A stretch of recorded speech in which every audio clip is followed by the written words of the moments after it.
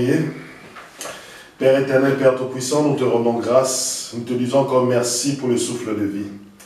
Père, si nous sommes là aujourd'hui, c'est pour écouter, entendre et pratiquer ta parole. Nous sommes là réunis tout autour de ta parole qui est notre Seigneur Jésus-Christ. Père, nous demandons à ce que ton esprit puisse nous guider et puisse nous parler encore en ce matin. Parle-nous à travers cette parole. Corrige-nous à travers cette parole. Sanctifie-nous à travers cette parole. Aide-nous et soutiens-nous et fortifie-nous à travers cette parole ce matin. Car ta parole est une nourriture. Une nourriture, nous avons besoin chaque jour de notre vie. Car nous avons une espérance qui est une espérance vraie, véritable et éternelle. Qui est la vie que tu nous as donnée en ton Fils, notre Seigneur Jésus-Christ. Une vie qui est éternelle dans ta présence. Une joie éternelle, un amour éternel, Père. C'est pour cela que je te recommande toute l'assemblée qui écoutera ce message. Et toute personne qui écoutera ce message et regardera ces vidéos. Que ton nom soit béni et glorifié. Au nom de notre Seigneur Jésus-Christ et ton Fils, j'ai ainsi prié. Amen, amen, amen. Bonjour, bonjour, bien-aimés. Bien-aimés, bienvenue à l'église à la grâce de Dieu Paris-France. Pour ceux et celles qui veulent participer avec nous à un temps d'adoration, à un temps de culte, bien-aimés, n'hésitez pas à contacter moi au numéro de téléphone qui se trouve dans la description de cette vidéo. Moi, je suis le frère Kale Kabasele Badimou. Oui, bien-aimé, chaque dimanche, nous sommes là à l'église La Grâce de Dieu Paris-France. Nous sommes situés au 12 square Gérard Philippe, 78 190, dans la ville de Trappes, en Île-de-France, à Paris. Bien-aimés, vous êtes les bienvenus ce matin pour écouter cette parole. Nous continuons toujours notre enseignement sur ce qui concerne la fin des temps. Mais aujourd'hui, ce matin, le Saint-Esprit nous conduit à une exhortation. Le Saint-Esprit nous conduit à fortifier les chrétiens. Le Saint-Esprit nous conduit d'une manière à réveiller le chrétien avec douceur. Parce que l'exhortation, c'est un petit réveil, mais avec douceur, avec compassion, avec miséricorde, avec amour. Le Seigneur aujourd'hui nous m'a conduit à cette exhortation ce matin. Ce matin, le thème de ce matin, c'est « Le jugement commence dans la maison de Dieu ». Alléluia. Amen. Le jugement commence dans la maison de Dieu. Bien-aimés, lorsque nous prêchons, beaucoup de gens pensent que nous prêchons seulement pour ceux qui n'ont pas encore accepté Jésus-Christ. Mais lorsque nous regardons les Écritures nous enseignent que le Seigneur débutera le jugement, non à l'extérieur de l'Église, mais le Seigneur débutera le jugement à l'intérieur de l'Église. Alléluia. C'est pour cela, bien-aimés, nous devons exhorter le peuple de Dieu ce matin. Nous devons réconforter le peuple de Dieu ce matin. Nous devons soutenir le peuple de Dieu ce matin. Soutenir et réveiller ceux qui étaient endormis. Leur rappeler, leur dire que le jugement ne commencera pas d'abord à l'extérieur, mais le Seigneur Jésus-Christ nous dit que le jugement commencera dans sa maison. Alléluia. Amen. Et comme le jugement commencera dans sa maison, c'est pour cela les gens de sa maison, c'est pour cela les gens de l'Église, c'est pour cela les disciples de l'Église doivent être exhortés ce matin. Exhortés comment? Quand quelqu'un ne marchait plus dans le droit chemin, l'exhortation viendra le remettre dans le droit chemin. C'est ça en fait l'exhortation de ce matin. Nous prenons 1 Pierre chapitre 4 à partir du verset 16. 1 Pierre chapitre 4 à partir du verset 16.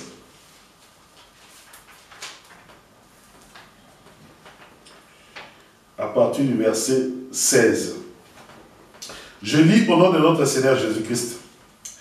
Mais si c'est comme chrétien qu'il n'ait pas honte, qu'il glorifie Dieu de porter ce nom. Car le moment est venu de commencer le jugement par la maison de Dieu. Or, si il débute par nous, quelle sera la fin de ceux qui refusent de croire à la bonne nouvelle de Dieu?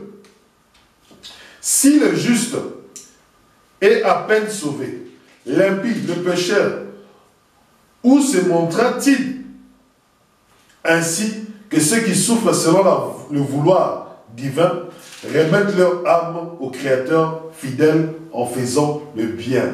Alléluia. Amen. L'apôtre Pierre est en train de nous dire ce matin quoi? Qu'est-ce que l'apôtre Pierre est en train de nous dire?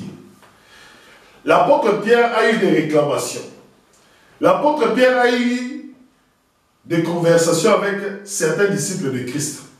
Les disciples de Christ lui disent, apôtre, toi qui as côtoyé le Seigneur Jésus-Christ, regarde nous qui avons cru au Seigneur Jésus-Christ. Nous sommes en train de souffrir parce que nous sommes chrétiens. Nous sommes en train d'être persécutés parce que nous sommes chrétiens. Nous sommes à bout. Nous sommes en colère. Nous sommes frustrés. Les gens nous font du mal, mais comme nous sommes chrétiens, le Seigneur Jésus-Christ nous a demandé de faire du bien. Et ça nous frustre énormément. C'est ce que les apôtres ont reçu comme réclamation. Maintenant, l'apôtre Paul est en train de leur rappeler. Il leur dit, si vous souffrez parce que vous êtes disciples de Christ, si vous souffrez parce que vous êtes chrétien, si vous souffrez parce que vous obéissez à la parole de Dieu, soyez dans la joie. Alléluia. Amen. Les disciples se sont assis. Ils ont dit, mais apôtre, comment est-ce que nous qui sommes en train de souffrir, nous devons être dans la joie? Parce que la souffrance, ce n'est pas un temps de joie. Parce que la souffrance, c'est un temps de douleur. La souffrance, c'est un temps où tu as mal partout. Tu as mal dans ton cœur, tu as mal dans ton corps. Tu subis des choses qui sont un peu difficiles en tant qu'être humain. L'apôtre Pierre, qu'est-ce qu'il fait? Il dit, si vous souffrez parce que vous êtes chrétien, je veux vous dire pourquoi est-ce que vous devez être dans la joie. Vous devez être dans la joie parce que le jugement commence dans la maison de Dieu. Alléluia. Amen. Si le jugement commence dans la maison de Dieu et que vous refusez ce jugement-là et que vous souhaitez vivre comme des impies, sachez que ça sera quelque chose de très difficile pour vous. Parce que vous n'allez pas échapper au jugement. Il dit que si vous êtes persécuté parce que vous êtes chrétien, soyez dans la joie. Parce qu'il y aura un jour où le Seigneur viendra juger la terre. Mais lorsqu'il viendra juger, il commencera par vous. Parce que c'est vous qui devez être l'exemple des impies. Parce que c'est vous qui devez être le sel de cette terre. Parce que c'est vous qui devez être la lumière de ce monde. Parce que c'est vous qui devez faire la différence entre ce qui est saint et ce qui est impur. C'est vous, mes disciples. Donc le Seigneur commencera par juger les disciples d'abord. Alléluia. C'est pour cela, bien aimé. Comme le Seigneur commencera par nous juger, nous qui prêchons, nous qui disons que nous sommes des chrétiens, nous devons être forts. Nous devons nous remémorer cette parole-là. De dire que, comme nous disons que nous sommes chrétiens, le Seigneur va commencer par nous. Il va dire, ah, donc c'est vous qui disiez que vous êtes chrétiens. C'est vous qui proclamez partout que nous avons Jésus-Christ dans notre vie. Le Seigneur va vous juger en premier. Alléluia. Amen. Il a dit, bon, ok, il n'y a pas de souci. Le jugement commencera par vous. Il met là, oh, frère Calais, viens, assis-toi là. Toi, tu prêchais la parole, tu disais aux gens de laisser l'impudicité. Bon, regardons un peu toi, même si tu as laissé l'impudicité. Alléluia. Bien aimé, vous qui êtes dans le monde, le Seigneur Jésus-Christ va finir avec vous. C'est-à-dire qu'après le jugement de l'Église, le Seigneur Jésus-Christ va venir vers vous pour vous juger. Mais sachez une chose, nous serons appelés à juger ce monde. Hein, frère? Nous, chrétiens, nous serons appelés à juger ce monde. Or, pour que nous puissions juger ce monde, il faut d'abord que nous soyons jugés. Il faut d'abord que nous soyons trouvés justes. Alléluia. Donc, c'est pour cela, bien aimé, ce matin, c'est une exhortation. C'est-à-dire que quand tu souffres parce que tu es chrétien, il faut que tu sois dans la joie. Écoute ce que l'apôtre dit. Il dit ceci. Il dit que nul de vous n'est à souffrir comme meurtrier, ou voleur, ou malfaiteur, ou comme délateur. Mais si c'est comme chrétien, qu'il n'ait pas honte. Alléluia. Je suis en prison parce que j'ai volé. Bien aimé, c'est la sentence. Hein. Tu as péché. Voilà le résultat. Je suis en prison parce que tu es meurtrier. Oui, c'est un jugement. Et nous disons amen à ce jugement. Je suis en prison, je souffre parce que j'ai volé, je souffre parce que j'ai menti, je souffre parce que j'ai commis l'adultère, je souffre parce que je suis homosexuel. Bien aimé, tout cela, nous disons amen parce que tu souffres. Tu souffres, c'est la conséquence de ce que tu as fait. Mais par contre, si tu souffres parce que tu as fait le bien, là maintenant nous viendrons te soutenir. Là maintenant nous viendrons t'exhorter. Là maintenant nous viendrons te fortifier. Là maintenant nous viendrons t'encourager. Te dire, oui, parce que tu as refusé l'homosexualité, tu es en train d'être persécuté par tes frères, par tes soeurs, par la société, par ton entourage. Nous viendrons te soutenir. Nous viendrons te dire, tu es dans le droit chemin. Nous sommes là parce que nous sommes une famille, nous te soutenons. Nous te soutiendrons parce que tu as refusé la prostitution. Oui, mais j'ai refusé la prostitution, maintenant je n'ai pas de quoi manger, je n'ai pas de quoi payer mon loyer. Nous viendrons te soutenir. Alléluia. Nous viendrons te soutenir. Ah, la personne a refusé l'homosexualité. La personne a refusé le lesbianisme. La personne a refusé la prostitution. La personne a refusé d'aller voler dans le magasin. Nous viendrons te soutenir. Parce que nous voyons que tu es dans le bon chemin. Nous voyons que tu veux garder Christ dans ta vie. Nous voyons que tu fais tous les efforts nécessaires pour garder Christ dans ta vie. Et nous, en tant que frères et sœurs dans l'église, parce que dans l'église, nous sommes une famille. Et nous avons un Père qui est notre Dieu. Et lorsque nous voyons nos frères, nous voyons nos sœurs en train de souffrir, nous devons d'abord savoir pourquoi est-ce qu'ils souffrent. Est-ce qu'ils souffrent parce qu'ils sont chrétiens? Oui. Comme ils souffrent parce qu'ils sont chrétiens, nous devons les soutenir. Oui, bien-aimés. C'est ça aussi être chrétien. Se soutenir les uns et les autres. Quelqu'un est dans une difficulté, on vient, on le soutient. Ce n'est pas seulement demander de l'argent matin, midi, soir, aux fidèles, donner l'argent, donner l'argent, donner l'argent, donner l'argent. Mais il faut aussi soutenir ceux qui sont dans le problème. Oui. Il y a des veuves, il y a des orphelins, il y a des gens qui sont dans des difficultés. Mais il faut aussi les soutenir. L'église, ce n'est pas seulement que le pasteur puisse avoir tout l'argent de l'église. Non. L'église, c'est se soutenir mutuellement. C'est soutenir mutuellement. Alléluia. Donc, l'apôtre Paul et l'apôtre Pierre nous disent que si nous souffrons, parce que nous sommes chrétiens, nous devons être dans la joie. Pourquoi? Parce que le jugement commence à l'église. Et il continue. Il dit, car le moment est venu de commencer le jugement par la maison de Dieu. Or, s'il débute pour nous, quelle sera la fin de ceux qui refusent de croire en la bonne nouvelle de Dieu?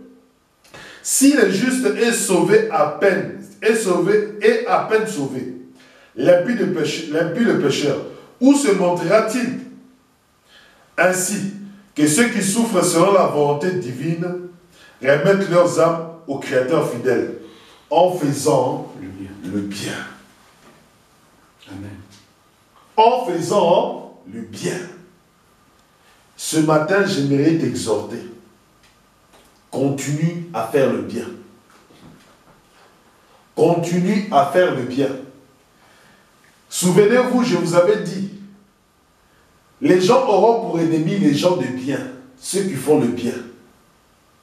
La persécution peut-être que tu vis aujourd'hui, c'est parce que tu fais le bien. C'est parce que tu aides les gens tout autour de toi. C'est parce que tu soutiens les gens tout autour de toi. Peut-être on te calomnie. Peut-être on dit des faux témoignages contre toi. Pourquoi? Parce que tu fais seulement le bien. Et bien aimé, c'est difficile quand tu aides les personnes, quand tu aides les gens, et que tu vois que tu es persécuté à cause de ça. Je sais que ce n'est pas facile. Je sais que tu peux te décourager. Mais ce matin, les Écritures nous disent, continuez à faire le bien. Alléluia. Bien aimé, autre chose. Comme le jugement commencera par nous, Nous devons vivre d'une certaine manière.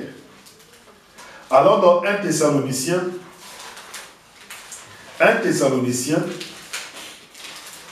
chapitre 4, à partir du verset 3. Premier épître aux Thessaloniciens, au chapitre 4, à partir du verset 3. Bien aimé, ça sera juste une exhortation. Ça sera juste une exhortation.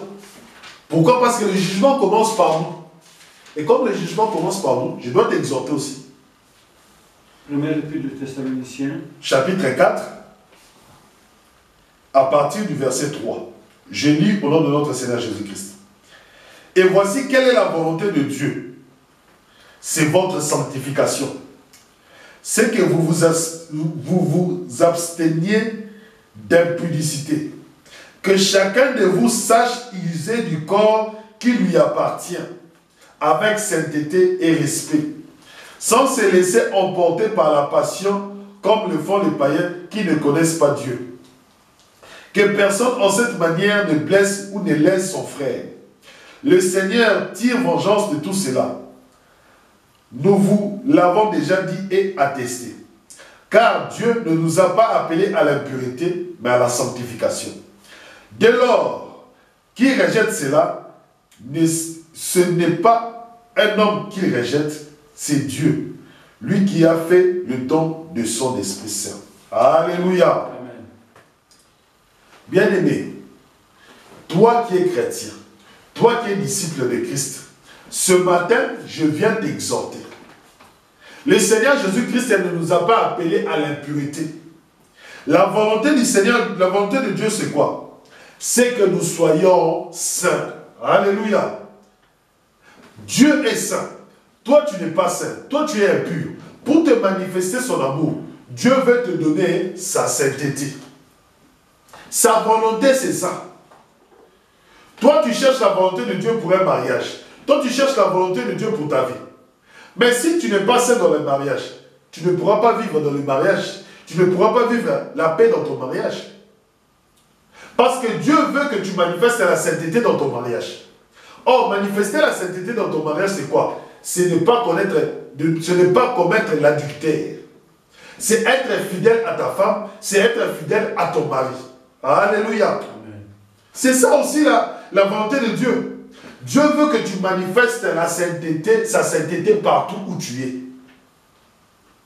Tu es dans ton mariage. Toi, tu es dans l'adultère, tu es dans l'impudicité.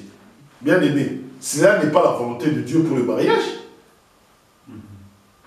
Ce n'est pas la volonté de Dieu pour le mariage. Dieu veut que tu manifestes la sainteté dans ton mariage. Dieu veut que tu manifestes la fidélité dans ton mariage.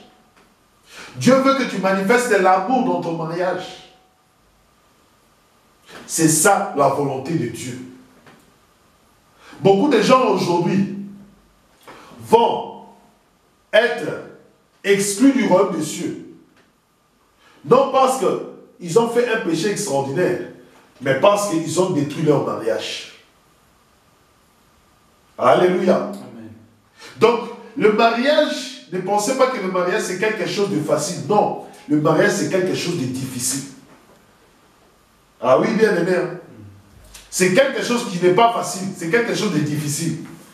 C'est bien beau de dire, oui, je suis marié. Mais est-ce que vis-tu la sainteté dans le mariage? Vis-tu le pardon dans le mariage? Vis-tu l'amour dans le mariage? Te soumets-tu à ton mari? Obéis-tu à ton mari? Alléluia. Amen.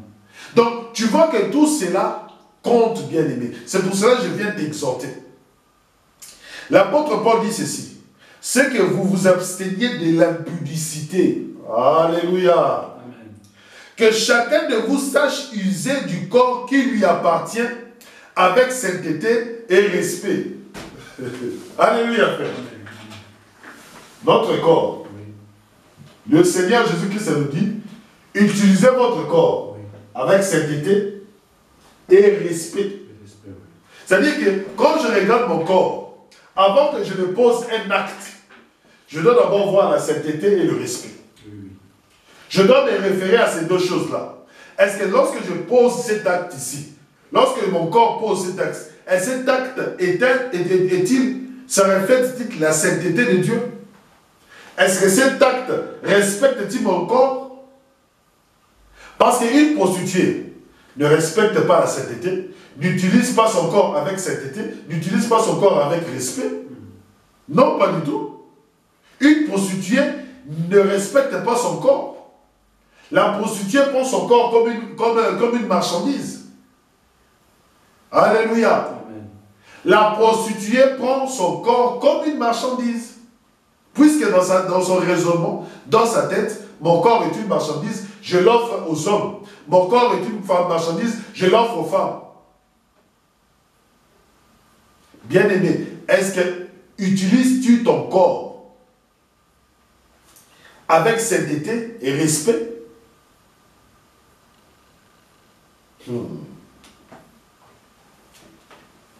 L'impudicité, tu es impudique. Tu es coureur de jupons.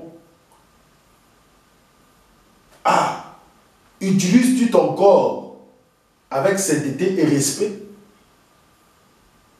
Toi, ton corps, tous les filles les connaissent. Toi, ton corps, tous les garçons les connaissent. Ça pose question. Si dans les quartiers, il y a 100 garçons, tous les 100 garçons connaissent ton corps. Si dans les quartiers, il y a 100 filles, tous les 100 filles connaissent ton corps. Utilises-tu ton corps avec sainteté et respect?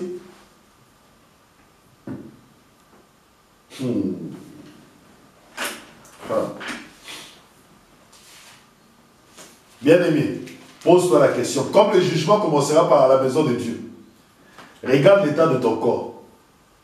L'utilises-tu avec sainteté, avec piété, avec respect? Moi, je ne suis pas là pour te juger. C'est toi-même qui connais. Alléluia. Amen. Chacun a sa vie. Chacun a sa vie en face de la parole de Dieu. La parole de Dieu est comme un miroir. Quand tu te mets devant la parole de Dieu, tu vois tes défauts, tu connais tes défauts.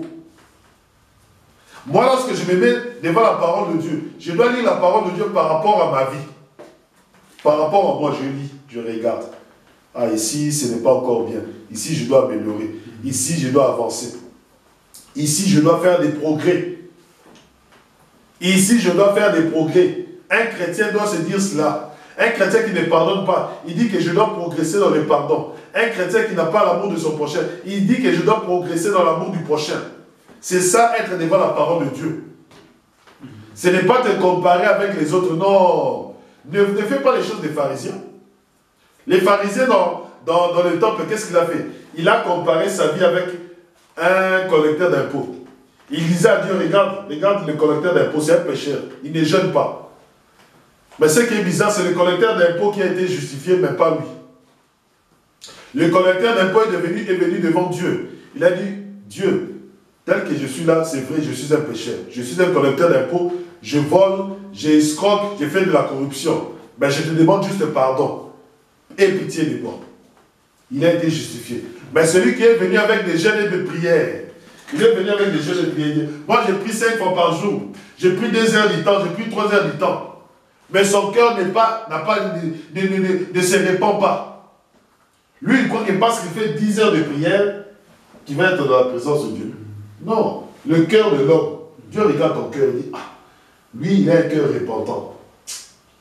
Lorsqu'il est devant moi, il accepte qu'il avait menti, il accepte qu'il avait péché, il accepte qu'il est comme ça. Donc, il veut être changé.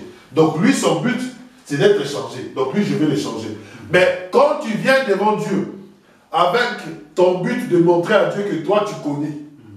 Alléluia. Beaucoup de gens viennent à l'église pour montrer qu'eux, ils connaissent. Non. Viens à l'église avec humilité. Dieu change-moi. Dieu transforme-moi.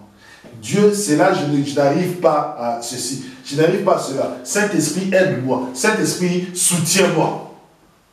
Tu viens chercher de l'aide. Tu viens chercher du soutien. Tu veux progresser, mais c'est lui qui va faire que tu progresses. Alléluia. Donc, continue dans cette voie. Lorsque tu viens à l'église, continue dans la voie où tu viens donner ta vie à Jésus-Christ, où tu viens que Jésus-Christ te transforme. Autre chose, nous descendons au verset 9. 1 Thessaloniciens, chapitre 4, au verset 9. Je lis au nom de notre Seigneur Jésus-Christ. Sur l'amour fraternel, vous n'avez pas besoin qu'on vous écrive, car vous avez personnellement appris de Dieu à vous aimer les uns les autres. Et vous le faites bien envers tous les frères de la Macédoine entière. Mais nous vous engageons, frères, à faire encore des progrès. Bien-aimés, progresse encore dans l'amour fraternel. En mettant votre bonheur à vivre calme, à vous occuper chacun de ses affaires, à travers de vos mains, comme nous l'avons ordonné. Je vais encore répéter ces versets. Toi qui ne vis pas calme, toi qui vis dans le désordre, écoute, tu es chrétien, tu es disciple, mais tu vis dans le désordre. En mettant votre honneur à vivre calme, à vous occuper chacun de ses affaires, à travers de vos mains, comme nous vous l'avons ordonné. Alléluia. Amen. Toi, tu viens à l'église, tu cherches à connaître ce que l'autre a comme problème. Toi, tu viens à l'église, tu veux connaître dans la maison d'un tel, est-ce qu'ils ont mangé de la semoule, est-ce qu'ils ont mangé du poulet, est-ce qu'ils ont mangé des légumes. Toi, ton but dans l'église, c'est ça. Connaître, est-ce que le frère Calais aujourd'hui, est-ce qu'il a du pain? Est-ce que le frère Calais aujourd'hui, il est parti au travail? Donc toi, tu veux connaître la vie privée de tout le monde. Alléluia. Amen. Tu n'es pas venu à l'église pour t'occuper des affaires des autres. Ceux qui s'occupent des affaires des autres, ce sont les serviteurs. Les serviteurs, lorsqu'une brebis a un problème, les serviteurs le suivent. Le serviteur l'accompagne.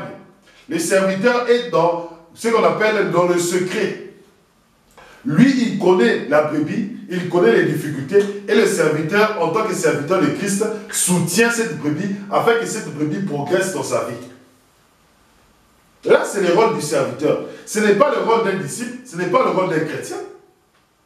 Mais aujourd'hui, il y a trop de divisions dans les églises. Pourquoi? Aujourd'hui, il y a trop de médisances dans les églises. Pourquoi? On appelle ça le Congossa. Donc, ça dit que vous ne faites que parler des autres. Pourquoi? Parce que les gens ne veulent pas être en ordre. L'apôtre Paul nous exhorte à vivre dans le calme. Mais toi, tu veux connaître cette sœur-là, pourquoi elle ne se marie pas?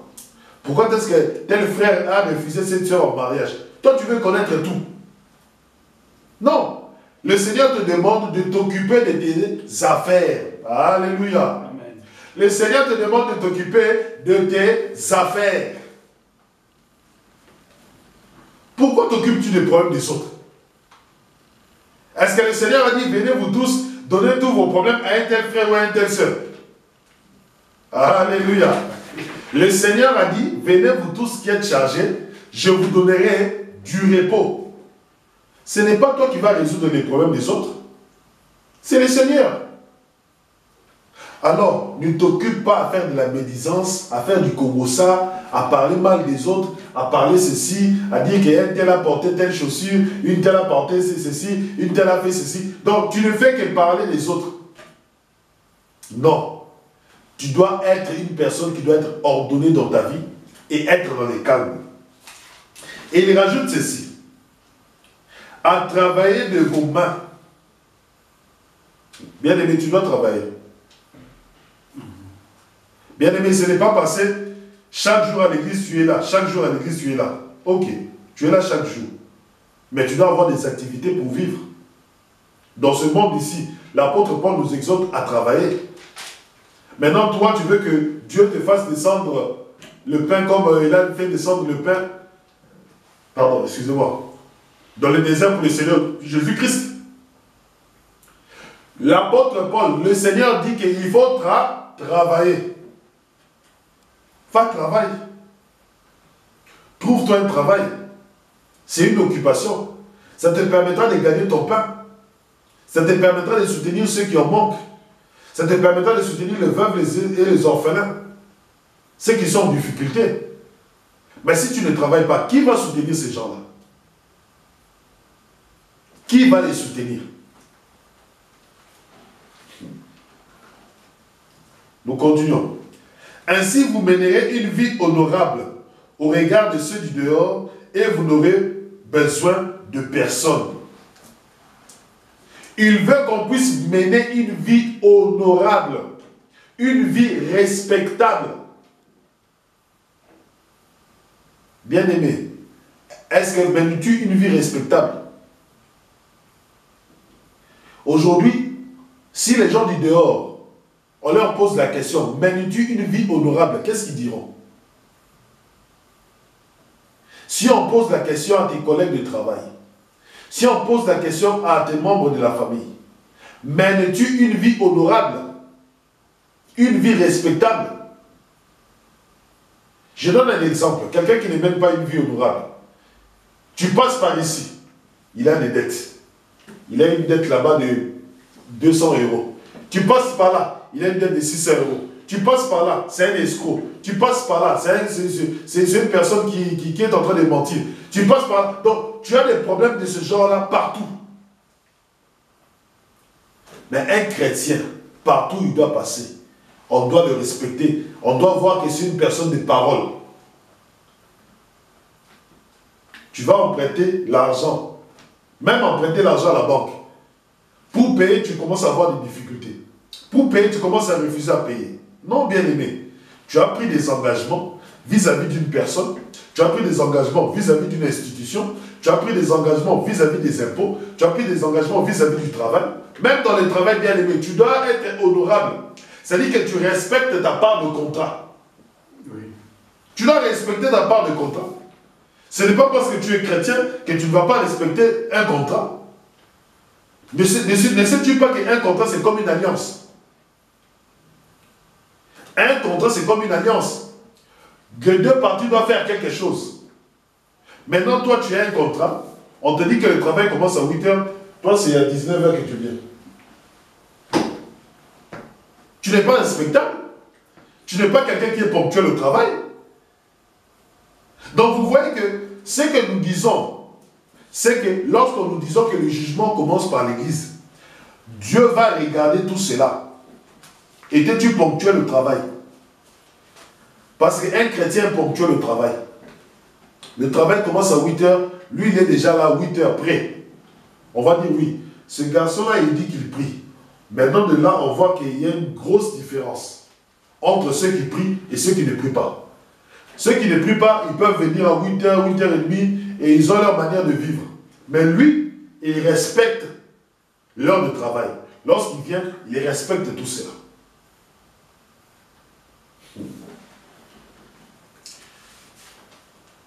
Nous continuons au verset 13. Toujours 1 Thessaloniciens au verset 13. Nous ne voulons pas, frères, que vous soyez ignorants au sujet des morts.